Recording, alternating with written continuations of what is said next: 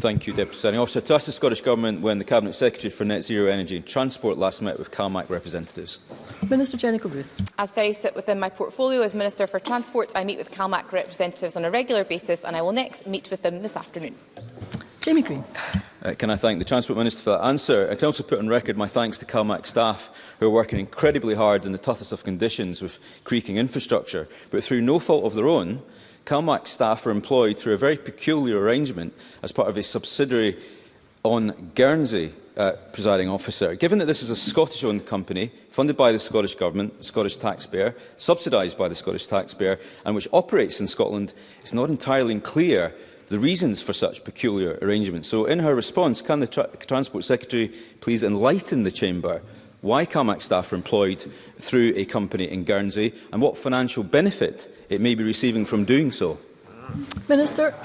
I thank the member for his question. In relation to the arrangements, I think these are historic arrangements, but with regard to the specifics of the governance arrangements, he will be aware that earlier this year I published Project Neptune in September of this year, and a few weeks ago members from across the Chamber met with Ernst & Young to talk to some of the changes being put forward through that report. Of course, that report looks at restructuring potentially the governance arrangements in place at the current time, and I'm sure that going forward the issues the member has raised will be addressed in due consultation with local communities to ensure that they receive the services that they should expect to receive in relation to the delivery of CalMac's vessels in the west coast of Scotland.